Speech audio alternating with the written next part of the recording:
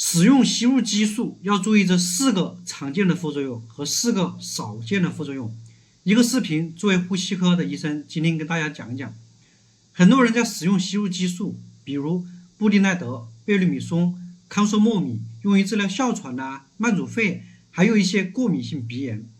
这些药物在使用的时候，大家一定要注意这4个常见的副作用。第一个就是用药之后，很多人感觉这个喉咙声音嘶哑，如果比较严重，最好是找医生调整用药方案，甚至减剂量。第二个比较常用的副作用，口腔长念珠菌，也就是嘴巴里面长了真菌感染。对于这些人来说，用药之后及时漱口可以减少它的发生，但是症状严重，要找医生开一些局部的真菌的药物进行处理，甚至减量。第三个比较常见的副作用，像布地奈德这一类的激素，使用一段时间之后，有人会出现喉咙不舒服、疼痛，如果严重，也需要调整药物剂量。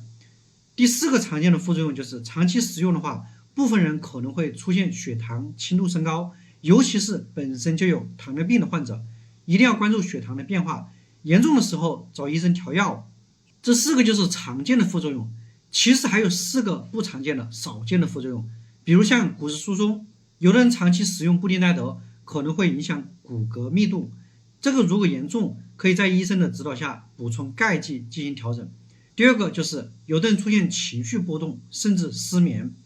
这种情况不多见，但是对于那些敏感的人群可能会出现，如果影响到生活，一定要找医生调整用药。还有些人用了布地奈德之后，觉得皮肤长了瘀斑，这个不常见，但是长期使用高剂量的激素可能会发生，如果频繁出现，要及时找医生查一下凝血功能。当然最后一个副作用，也就是大家使用布地奈德过程中需要注意的，就是长期大剂量使用可能会出现肾上腺功能抑制，所以不要自己突然停药，在医生指导下逐渐减量，否则可能会出现不舒服。